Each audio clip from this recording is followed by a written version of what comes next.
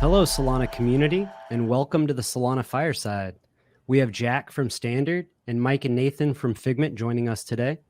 Let's go around and introduce ourselves to the chat. I'll kick it off. I'm Chris. I'm currently building Web3 with Figment, and I'll be moderating the call today.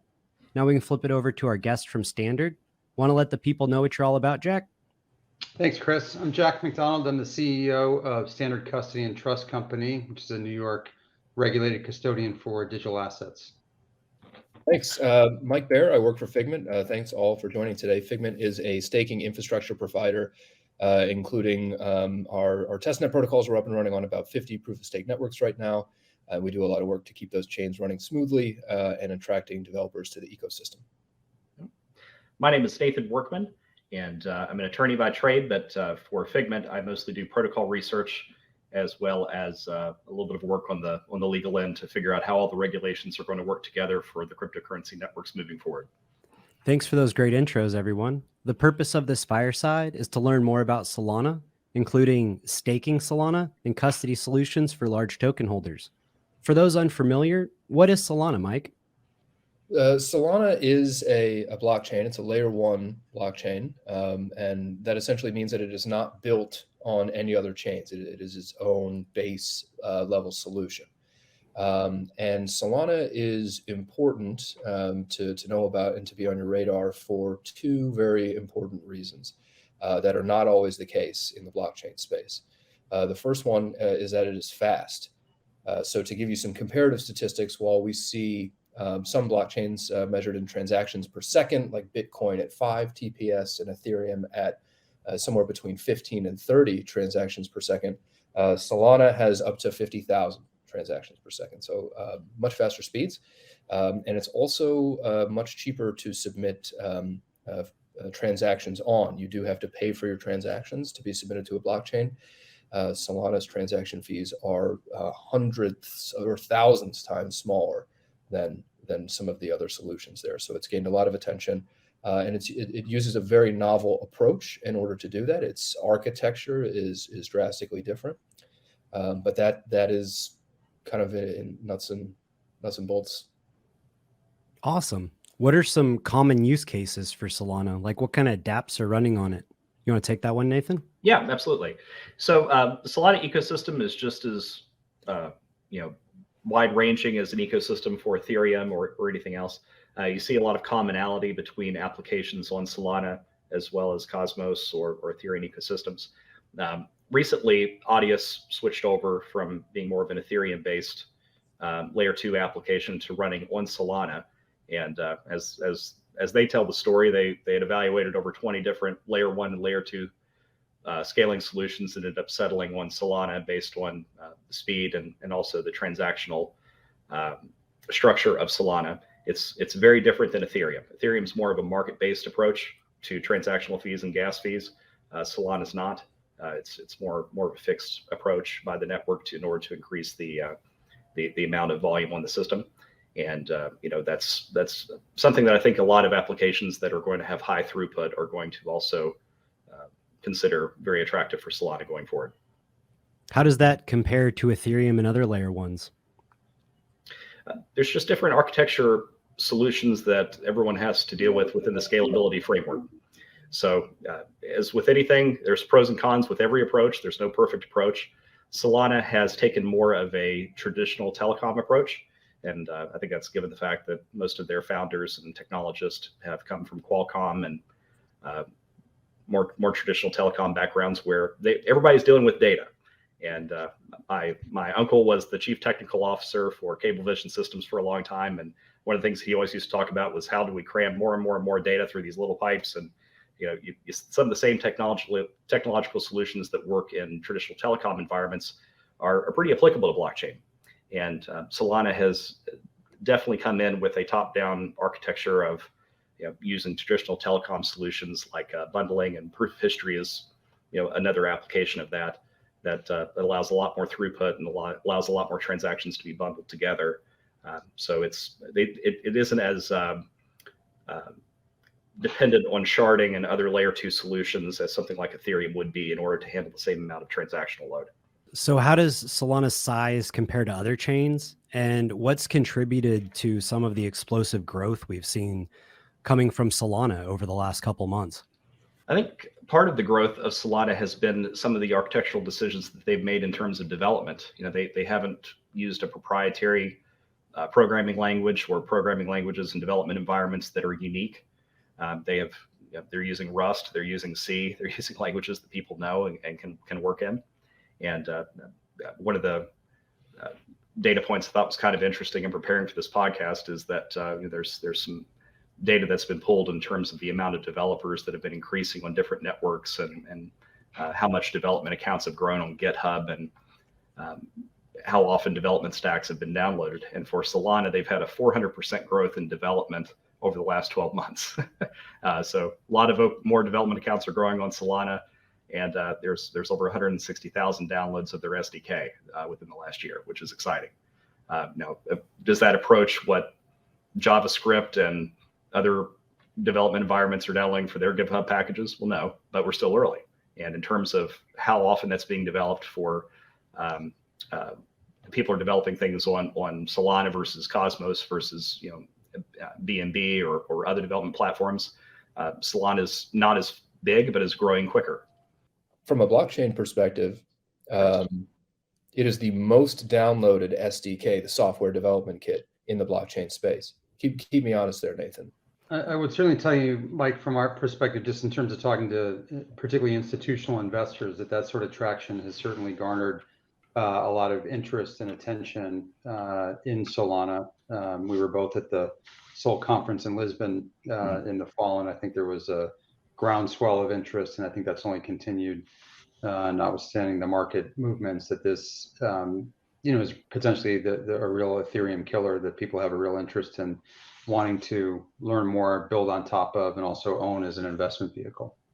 I feel like in order for that to, really take off, we're going to have good governance with Solana. Can you shed some light on how governance works in Solana, Mike? Governance, broadly speaking, is important for all blockchains because it informs the growth and development of the protocol. So for those, the uninitiated, perhaps you can kind of think of it like a global board meeting that happens completely online, although the events of the last 2 years probably make that a little bit easier to imagine than pre-COVID. And like with any board meeting, it's really important to understand what's going on within the blockchain and what's going on in the larger ecosystem as well. So what fundamental changes should the blockchain make to its structure, to its design, to its tokenomics, such that it will receive even more adoption and more utilization from the blockchain community.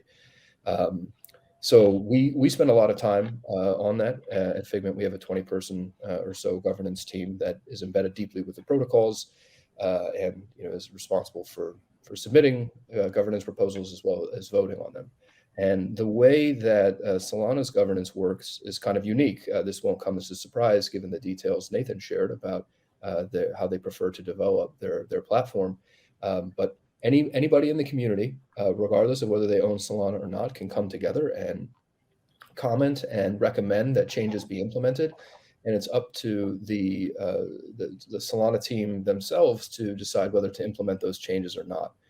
So they're able to sort of maintain a little bit of guidance on the protocol as it grows, but they still have very, very good ties into the community and a good understanding of where the pain points might be that they've worked really hard to address.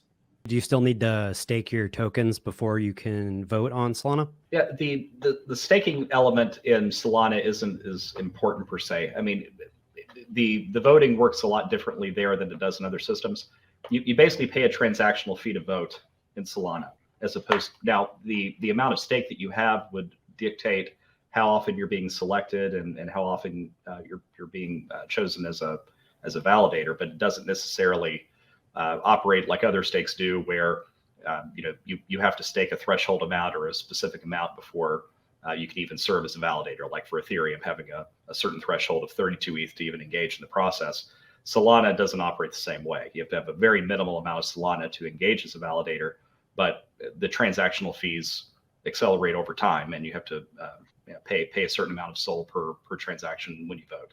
I like that, making governance more accessible to the masses. it's like people talk about Ethereum killers or whatever. I don't see Solana's approaches as much as trying to go head to head versus Ethereum. It's just trying to solve similar problems in a different approach. There's room for both apples and oranges. So now that we know what Solana is and some of its unique features, how can I safely store my Solana? I'll defer that one to Jack. Well, that's our core business at Standard Custody and Trust. We're a relatively new custodian in the market. We're founded by Arthur Brito, who was one of the 3 co-founders of Ripple. And we set out to really differentiate our offering from the rest of the industry. People have likened it to really a V2 custody solution where we took time, we understood what other solutions existed out there. And we're unique in having built our own blockchain to really be the foundational core of our custody offering. We also are unique in blending both multi-party computing, algorithmic software that Arthur Brito and David Schwartz, who's Ripple's chief cryptographer, designed, with HSMs, which are pretty customary in the custody business. And by blending those two together and really having a connective tissue of a blockchain running in the HSMs, we have this machine-to-machine straight through digital signature signing process that results in requiring cryptographic proof in order to sign any transaction. It negates the need for any manual steps for humans in that process and results in really a better than cold storage solution for assets. It's also unique in that it's meant to be used asynchronously, so clients can move an asset or transfer an asset at any time. You don't need to wait for batch processing or schedule calls, et cetera. So it's highly secure, fully regulated, insured, but also very agile in terms of how we're able to transfer assets. And so that's true for all the assets that we support. We are focused here today on the Solana solution and delighted to be partnering with Figment because custody is a core component of ultimately staking your assets. And so for those who are relatively new to the concept, essentially once you own, let's just say, the SOL token, you would custody it with us, and that asset would not leave our custodial vault. But we've essentially built an on-ramp with Figment to allow Figment to handle the staking of it, and you as a joint client effectively of both Standard Custody and Figment would sign a delegation agreement. You would elect to delegate that SOL token to Figment. You guys handle the staking, and all the while your SOL token would remain in our very secure storage vault, so it would sit within a regulated custodian throughout that entire time. So you really get the best of both worlds. You get to earn some yield on your asset while keeping it very secure in a regulated and insured custodial solution. So once custodied, am I able to move the Solana around to make trades? That's getting greedy there. So you can't do that as well. But different than other sorts of kind of lending instruments, you generally, in the case of Solana and working with you guys, it takes about 2 days to undelegate an asset and bring it back. So if you're long Solana, you're staking it with Figment, and you decide for whatever reason that you want to sell your Solana, you would begin the process of undelegating that. And generally within 2 days, you would get it back into a form that you could then transfer out to be sold at an exchange or OTC or however it is that you want to liquidate that. So Standard combines elements of both, right? With your active vaults? That's right. So it's really the best. So we consider there's seriously a cold storage component to it, using the historic term. Well, we're actually a network solution, so it doesn't fit the traditional aspect of a cold storage. We think we're actually better than cold storage in terms of the security profile, which I articulated, but also the ability to very quickly move the asset is more akin to what you would see in a hot wallet sort of solution, that notion that it's very active. There's no scheduling or batch processing that's needed to occur before you can transfer the asset. The other thing, for all of our clients, we have segregated accounts, so we don't have any omnibus account structure, which can also add to further operational delays. So if you want a very agile solution, a lot of flexibility in terms of how you can utilize your asset, move it, stake it, trade it, et cetera, we think we have the best solution out there for doing that, all the while keeping it highly secure in a regulated and insured custodial platform. That's awesome. So I'll shoot this question over to you, Nathan. How can I earn yield from my Solana that's custodied with Standard? Sure. Having been a finance professional, the whole what is yield in the first place kind of drives me nuts. So for other folks like me that come from more of a traditional finance background, we have to deconstruct that yield doesn't necessarily mean what yield means in bonds or dividends or anything else that would be more of a traditional financial matter. Yield in the cryptocurrency space is kind of a catch-all for any type of transaction that can be earned from staking. So part of that is going to be represented in transactional fees. Some of that's going to be represented through token inflation and production of tokens that are created and then only distributed to people that are staking. And for Solana, the majority of the growth of the network that has been paid out through inflation. So they have a fixed inflation schedule that's going to phase in over a period of about 9 to 10 years. And currently, it's scaled down at about 6.8%. Now, one of the elements of Solana that's kind of interesting is that it is deflationary to a certain degree, because whenever transactional fees are paid, half of them are distributed to the validators and half are burnt. So they're creating new tokens through inflationary pressure on the supply side, but they're also burning tokens through transactions. So just like Ethereum is with EIP 1559, there might be more deflationary pressure over Solana over time, which, and depending on your view of tokenomics, would make it more of an attractive investment if it becomes deflationary. But at least for the foreseeable future, for the next 5 to 6 years, it'll pay a rate of inflation that will pay out similar to yield in the ballpark of 4 to 6%. So what is happening when you stake? Well, when you stake, like most other proof of stake networks, you are delegating your token power in the network to bond to a validator, and that validator is then able to engage as a node to validate and sign off on blocks on the network and confirm transactions. That then generates transactional fees, and the folks that delegate with validators are able to share in that transactional revenue. That's a very good point, and it hits on something that's really, really important. You could design the best blockchain in the world, but if you didn't have really high quality validators operating on the chain, assuming it's a proof of stake chain like we're talking about today, most of the chains today are proof of stake, most all. If no validators are operating on those chains, they won't work as intended. And so it's really easy to think about blockchains, if maybe you're not so familiar, to sort of think about them as a system that kind of lives on the internet, but that needs to attract participants and incentivize those participants to interact with it in ways that are beneficial. And so that's the staking reward essentially rewards the token holder for voting in a staking provider. And the high quality staking provider will get more and more stake, and the lower quality staking providers will get less and less stake, and there will kind of be a balancing mechanism there. So just as a very high level way to think about it, as maybe a parallel to Nathan's excellent, more in-depth technical explanation, it's really all about roles and responsibilities and encouraging the market participants to behave in ways that benefit all, and you get rewarded from it. And if you do decide to stake your Solana, you'll be in very, very good company. It has one of the highest rates of stake of any proof of stake blockchain today, well north of 70%. Absolutely. And one of the things that is beneficial, as most people know about the proof of stake system in general compared to other consensus models, is how energy efficient it is compared to mining. But even within proof of stake networks, Solana is one of the most energy efficient of all, just given the amount of transactions that it can handle given a block. It's able to do so much with so little that its energy efficiency is significantly better than any other proof of stake system.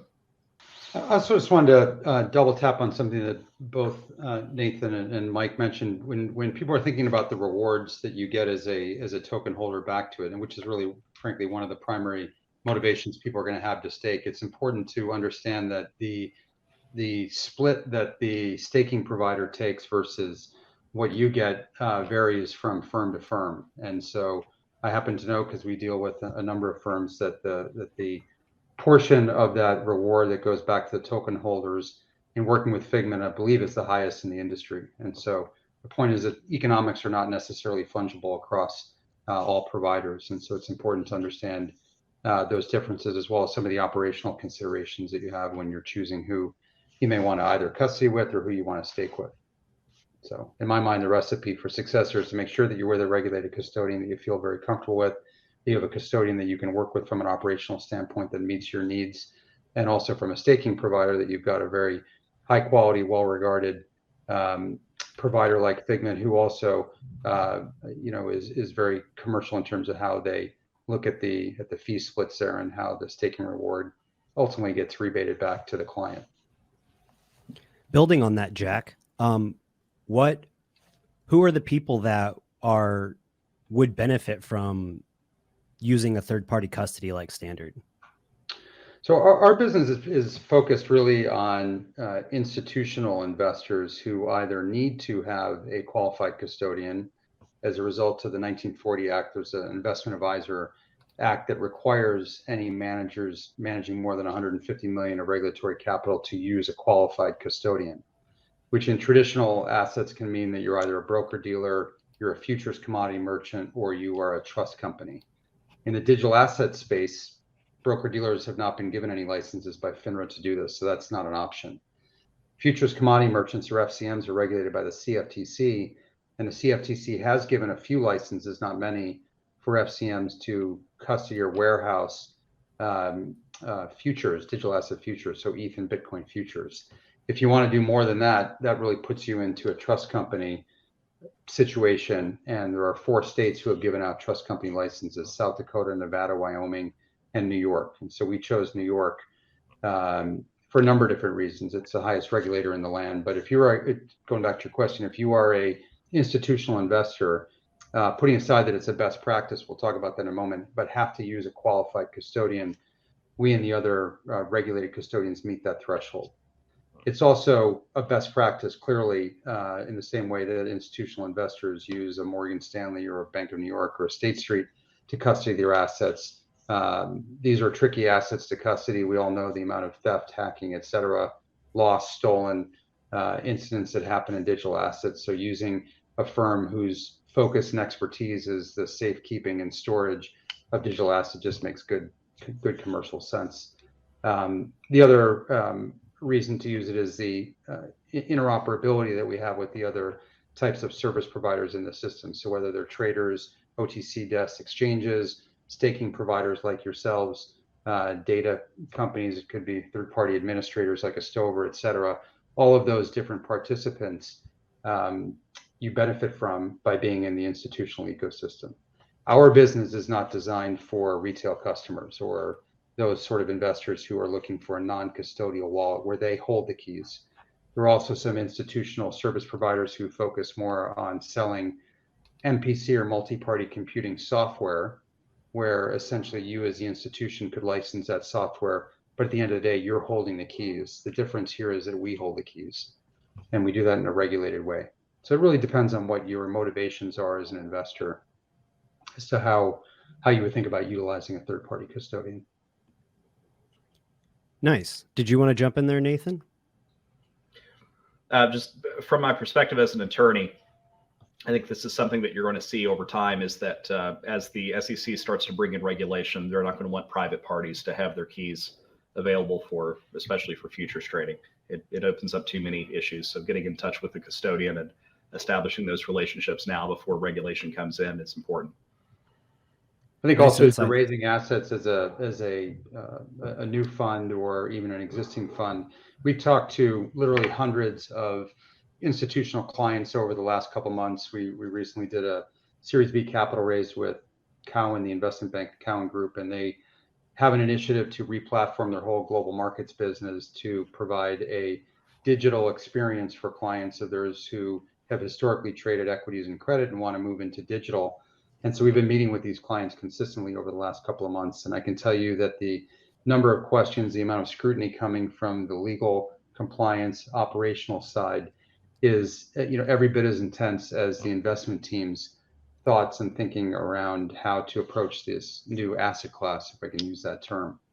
And having institutional grade infrastructure, we believe, is one of the impediments that's held back institutional adoption. That, coupled with education and regulatory clarity, but coming to market with institutional grade infrastructure like you guys are providing and like we are, we think is really critical, and that no significant institution will enter into this space unless they can have confidence in the service providers that they're working with. There's too much for them to lose, frankly. Yeah. I hear that. And I feel like one of the ways that people can come in with more confidence is through what you kind of mentioned at your insurance that you offer.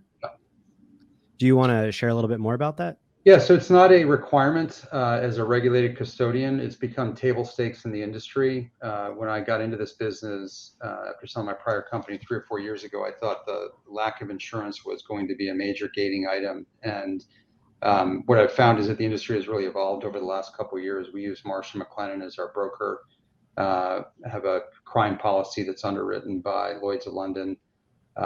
Marsh has done a great job of making a name for themselves and getting underwriters comfortable with the asset class, understanding, and they've really, the underwriters as well, and we do diligence meetings with all of them, have really taken the time to understand the technology behind this. And in our case, have reached a conclusion that we have something truly unique, which I think has been quite favorable in terms of the type of coverage that we get, the fees we pay for that, et cetera. So we view it as a competitive advantage to have the type of insurance we have. But again, it's not a requirement in the space, but it's something that comes up time and time again when we're talking to institutions who are looking for service providers. It's one of the questions that people want to have satisfactorily answered. In a similar way, staking, right?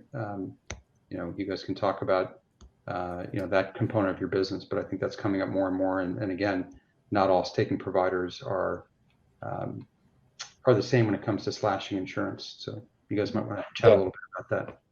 Yeah, and I completely agree with the point, and I'm cheered to see insurance providers getting more and more savvy and offering better and better coverage.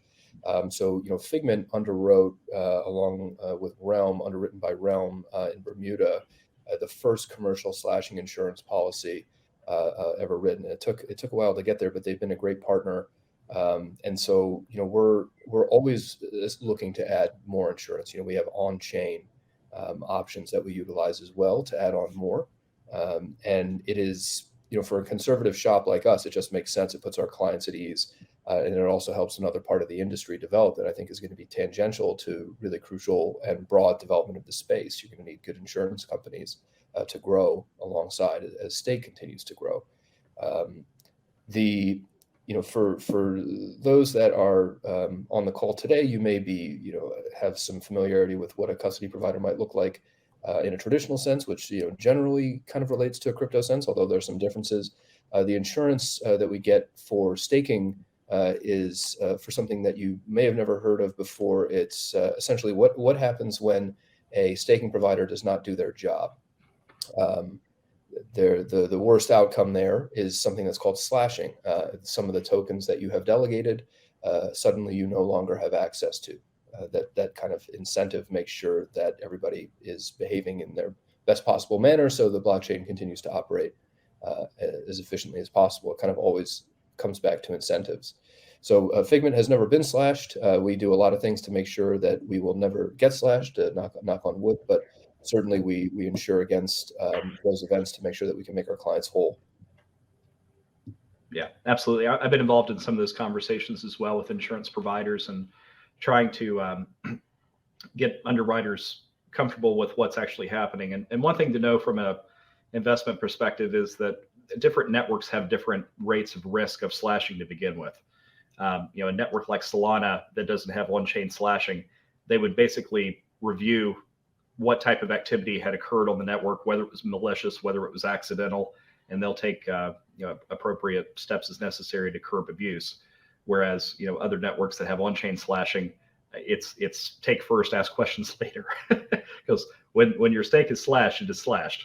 And what Mike is saying is it's unavailable to you. It means it is forfeit. You're losing it. So a lot of insurance is really provided not necessarily to stop malicious activity from a validator. I think you could expect a company like Figment to really have no incentive whatsoever, since we're only hurting ourselves to engage in malicious activity. I mean, we're losing our own revenue when that happens. So that's not really much of a risk. It's just more of, if we have downtime or other things that could lend to penalties or lost rewards on other networks. And that's where insurance becomes very important, because, network downtime is not something that's necessarily within a validator's control. They can have as many alternatives and try to work out as many backup plans as possible. But if a typhoon is going to hit while you have a power outage, Fukushima might happen regardless of everybody's best intentions. So having that extra layer of insurance is great for anybody seeking a validator, and I think it's a distinguishing feature of Figment compared to other validating operators. Not to mention redundant nodes in separate geographical locations to help against Fukushimas and power outages. Yeah, I mean, if you're operating validator nodes and 100% of it are on AWS and they're all in Canada, how diversified are you? I hear that. Yeah. And since we're talking about staking, what kind of terms are we looking at for somebody who would want to get into staking on Solana? Is this a long-term investment? Is this short-term? Like how should we frame this in our minds? You could think about it as being both. Solana has there's an important bit of terminology here. It's called the unbonding period. Mm-hmm. Essentially, how long the protocol, how long the validator node is holding on to your tokens. Obviously, they're still safely stored in your cold wallet, but when they're bonded to a validator node, you have to put in a request of the blockchain to release them back to you, such that you can trade them or move them around. Solana's unbonding period is just shy of 2 days. So it is a very, very short turnaround. If you're looking to sort of dip your toe in the staking pond and you wanted to start with Solana, you've got a network with no on-chain slashing and an incredibly short unbonding period, which makes it a great first network to start with. Having said that, if you enjoy the rate that you're earning, if you enjoy the staking rewards that you're earning under Solana, you're welcome to keep it staked into perpetuity. And presumably you've got a long-term view on Sol as an asset that will appreciate over time, right? So you begin the process by being long Sol. You may get long Sol in the case of Solana because you want to stake it. But if you had a sense that it was going to go down, that gets into a tricky sort of analysis where I think Solana is going down and I can offset it with some yield. Generally speaking, I think you would see people selling it. A longer term view, which I certainly have, long Sol, and I stake it with Figment. To me, it's a second bite at the apple because I believe in the underlying asset will appreciate over time, and I get paid to wait. And if I'm in a position where I change my mind, as Mike just articulated, within two days, I can unbond it and trade it. Yeah, there's really two separate pieces of that analysis that like people are hinting at here. There's the underlying, I like the token and I like the ecosystem and I like the technology and I think it's going to be important. Well, for that, you have price action. And with that, you want to have something that has a low unbonding period that if you had to sell, you could sell. That Solana definitely checks the box for that. But since it is a network with forced inflation of the supply over the first couple of years, it basically says, look, we're going to incentivize early validators and early stakers to get on the network by providing a higher rate of inflation early and then tailing that off over time as the network matures. Right now is the time to stake. It'll never be better than now. Potentially over time, it's going to become a deflationary network, much like Ethereum, if they continue to burn part of the transactional fee and the inflation rate doesn't increase. So I don't know that it will probably take somewhere in the ballpark of 10 to 12 years for the network to ever become purely deflationary if that does occur. But the yields will never be higher than they are today. They're going to continue to trail off over time. So if you have any desire to get in on staking for Solana, last month was the best time to do it. now this month is going to be better than next month, and it's going to be better than the next month the after. It's the rates are going to decrease over time based on their schedule. Building off of that, I like to think of staking as you removing the fiat part of it, almost removing the price of the token and just thinking about how many tokens do I have, and then going, okay, this is how many more tokens I'm going to get. Thinking about it like in 5 years, do I think Solana is going to be up or down? I think it's going to be up. All right, let's stake for 5 years. Let's get as many Solana as we can. Yeah, basically, if you believe in long-term holding and you're not staking, you're having your share diluted by the other people that are staking, because the amount of supply that's being created by the network is only being paid to those who stake. So it's really like Lorian says sometimes, it's not really staking yield, it's dilution rate. So your dilution rate is nothing. It might actually be negative if you're staking, because the amount of supply that's being created is only being paid to those who stake. So basically, staking is protecting your share from being diluted. So we shouldn't tell anybody else outside this call either, right? Yeah, everybody just got leaked some really good alpha. We're going to need you guys to keep that hush hush. We're going to take down the recording as soon as it comes out. No, I'm just joking. But this is, I think, a great segue for a question that was posed in the chat. How does Figment help contribute to the overall Solana ecosystem, developer tutorials, builders, whatnot? Because this could, in fact, contribute to the awesomeness of Solana in the long term and add value to the chain. So either Mike or Nathan, would you guys like to take that one away? Yeah, I'm happy to take that. So, Figment participates at most points in the proof of stake ecosystem. We have a venture capital fund that invests in early stage teams and gives them the support that they need. We have an infrastructure arm that provides these essential staking services to these underlying tokens. But we go one step further, and we're really passionate about bringing developers to the ecosystem. And so we run Solana on Data Hub, which is our developer tools platform. It allows developers to build really powerful apps on Web3. So I think we're one of the largest node providers in that area from a node access perspective. And the ancillary projects that are kind of tangential to Solana, like Pith, we're also deeply involved in as well. We're a core contributor on that team. That's essentially a very high frequency price service that brings in off blockchain information to a blockchain environment to be queried. And so we continue to support projects, including Solana and those that are built on Solana, like Pith, because we think it's going to be foundationally important, not only to provide high quality infrastructure and funding where appropriate, but also to attract developers to the ecosystem. More and more devs building on the ecosystem, and better governance equals a stable appreciation rate of the underlying token, because you are increasing the amount of its use, and you're slowly and steadily increasing the demand for that token. So that's how we do it. It's a very much a builder mentality, very much a Web3 mentality, but we understand that it results in sustainable capital appreciation for our delegators, our staking customers. Awesome. Thank you, Mike. Not to get too far off Solana, but Brady's curious, what else can you custody with Standard?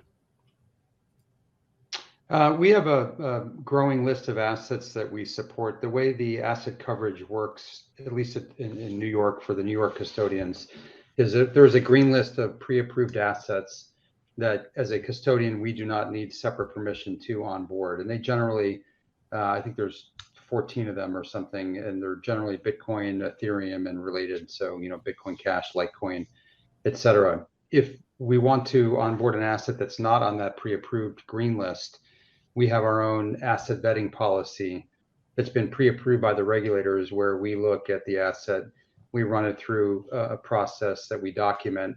We make a recommendation of standard custody to the standard custody board. So we have an asset vetting committee, we bring it to the board approves it, and then we report to the regulators in arrears that we've onboarded a given asset. So Solana is an example of one that was not on or is not on the approved list of New York. And we saw a lot of market demand for that, as well as a lack of support from other custodians for the asset, which is part of our calculus. And so we decided to onboard that asset and brought it online in concert with you guys doing the staking. I think it was back in November. Another coin or two coin tokens that we just added were Uniswap, as well as the LP tokens for Uniswap. That was just approved by our board a couple of weeks ago. We're working on Avalanche next, and we'll continue to roll out more and more coins or tokens as we see the market opportunity to do that. I have to say, I'm very impressed that you can custody LP tokens. that was not an easy lift, but we've got a great team of engineers and pretty excited about it. That's incredible. So I think we kind of touched on this, Jack, earlier, but where can retail customers find standard custody service? Or what services do you have that are maybe aimed towards retail? Yeah, we're consciously not serving that market. And I think there are great retail solutions at a Coinbase or a Gemini, and that's, I think, a better fit for the retail investor. If you're a high net worth or a super high net worth, ultra high net worth individual and or family office, those are clients that we have on the platform today and look forward to speaking with. So it really just depends upon kind of an economic level. But by charter, and what we sought out and received permission from the regulator to do, is to service institutions as well as accredited investors, who meet that definitional threshold. Awesome. So I heard you mention 2 exchanges there. I see one of our questions in the chat is, what are the best exchanges to buy Solana on? Does the price differ across these? So maybe Coinbase and Gemini are good for retail staking. Is that what I'm hearing? I don't know whether or not they offer retail staking. It's really a custodian by custodian decision, and whether they have a partnership. I know Coinbase on the institutional side offers a staking and custody solution. I think it's internal with the legacy Bison Trail business that they bought. I'm not sure about that.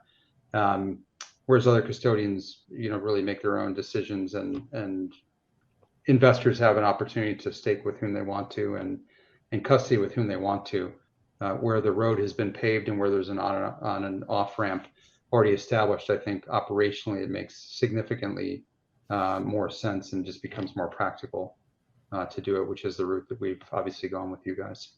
Looks like we have one more question in the chat. How does Standard stack up against guys like Anchorage, Coinbase, institutional custody, ARM, etc.? So I think there's a number of differentiators that one could think about if you look at the custody landscape. I've got a couple different quadrants that I can allude to. One, there are exchanges that also act as custodians. A Coinbase would be a good example, or a Gemini would be another example. There are custodians who offer retail and institutional, names I just mentioned there. We're obviously just institutional, as I've been speaking about, and we're not an exchange. We want to be a purely focused, conflict-free custodian focused on institutions. So that puts us into the camp of more of an Anchorage or a BitGo.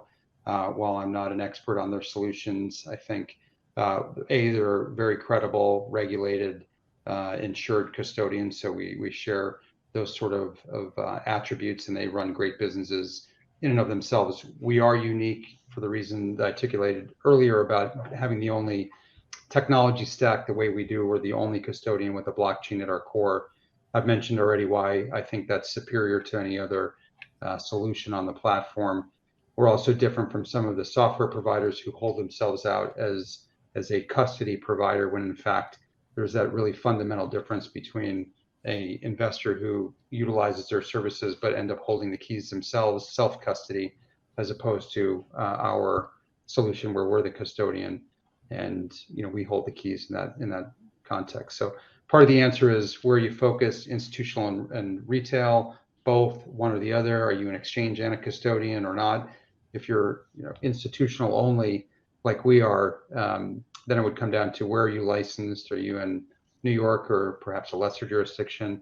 Are you, how does your technology look? And again, we're very proud of what we built and think that it is superior to the market. Yeah. To the other half of that question, I think they asked also who provides similar services to Figment. There is a public blockchain explorer for Solana, solanabeach.io, that lists all of active validators on mainnet. So if anyone wants to see who all's there, how much voting stake they have, how large they are. Currently, Figment's a top 20 validator in terms of stake on the network. Our performance is consistently high in terms of the transactional revenue that's received. Solana is a little bit more clustered in terms of validator performance by rate, just because the rates are controlled by the network. So there's not as much deviant deviation in terms of how much a validator can earn on, say, a network like Solana, like there would be for Cardano, where there's a lot more variance. So yeah, it's the performance is going to be a lot tighter for a network like Solana. But if you want to take a look at who else is validating for the network, a service like a Block Explorer could show you everybody that's currently providing those services on mainnet. Chris, I want to go back just to add to the answer that I gave. I think Long had asked it about how we differ from other custodians. The other thing to note is that not all custodians are equal in terms of the coins that they support. So there aren't many other custodians that do. I don't know about Anchorage or Bitcoin. I don't believe they support Solana. They may. I don't know. But it's worth checking that as well, because different custodians support different assets. It's not a uniform scope of coverage there. So going back to Solana ecosystem growth, what are the people building and what's hot right now in the Solana ecosystem, Nathan? I think Audius was a catch. That having a transition from ERC over to Solana's network was a major player. But also NFT space is hot everywhere, and there's a lot of developers building applications on the NFT side on Solana. Again, the transactional volume is low, and cost to mint an NFT is extremely low for Solana. It's one of the reasons why you see on a lot of NFT mining systems or minting systems that people will use a network like Matic or Polygon as opposed to Ethereum, because the gas fees get so astronomically high at different times of the day. Yet a lot of people are using Solana to mint NFTs. There's been quite a few major NFT projects that have been processed through Solana's ecosystem. But in terms of infrastructure, you're seeing a lot of the same parties involved with Solana that you see with any other system. Akash has been involved with Solana. They have support for Band. A lot of the other major oracles like Chainlink, they're compatible with Solana. And the way their architecture for smart contracts, or they call them programs on the Solana parlance, but their network was always built initially to service smart contracts on Rust and C and other popular languages, which you're seeing like Ethereum's WebAssembly service. They're transitioning now back over to something like Rust and C by 2023 to make it more compatible with a wider range of programs. So Solana's approach is kind of being adopted by the rest of the crypto ecosystem in terms of expanding utilization and cross compatibility with smart contracts. And it's so easy to develop on Solana's architecture since it's Java based, and again, using Rust and using other applications that are easy to code on, that you're seeing a lot of active programs. Now, it hasn't been, the development environment and the development community isn't as mature as one like Ethereum, so you don't see a lot of programs in late stage development. But it's a very active user base, and there's a lot of applications that are being built on it. But in terms of where all the growth is right now, it's all in DeFi and it's all in NFT. Yeah. Just to highlight a few of the names that Nathan mentioned to kind of underscore the importance here, you can think of Audius as kind of like blockchain's answer to Spotify or iTunes. You can think of Akash as sort of a blockchain answer to an AWS. So these are, sort of outside of the scope of DeFi. These are real world applications that are being built quickly, and that could be coming to a smartphone near you if the development continues at pace. Pith as well. Pith's very close to being featured on a lot of applications, especially if Chainlink doesn't hit the market soon. But again, we believe in Figment that there's room for everyone, that there's not going to be singular winners in any of these spaces, and that the community is going to be able to support multiple providers for all of these services. The future is multi-chain. The future is multi-chain. Rising tide rises all ships. Yes. I don't know. they get the point, right? Right. So Jack, if we have anybody in the chat who would like to get more information about standard custody or to use your services, where can they find you? Just come to our website. There's a contact us page, standardcustody.com. We've got other social media, Twitter handles. You can find me at Jack .mcdonald@standardcustody.com, but probably website is the easiest way to do that. Awesome. And we'll drop that in the chat for you guys. Nathan, Mike, where can people find more information on Figment and staking services and all the cool dev stuff that we've been talking about today? Hop over to our website, figment.io. You're always welcome to connect with me on Telegram. I'm at Mike Baer Figment. I'll give a shout out to a project that Chris has been working on here as well. Figment has a program called BuilderDAO, which is a community of active builders and people trying to learn about building on Web3. And they have excellent resources and tutorials there. And for anyone looking at a good place to start out with, I always explain that the websites are kind of like visiting the tourist traps when you're traveling, but getting into the Discords and the DAOs are the great. That's to go where the locals are going. So yeah. Dropping into BuilderDAO is a wonderful place to kind of get a feel for what Figment's doing and how we're involved with the community. Well, I appreciate you guys joining us for this call and look forward to the next one. Hey, thanks for everything. Appreciate your time. Yep. Absolutely. Thanks, Jack. Thanks all.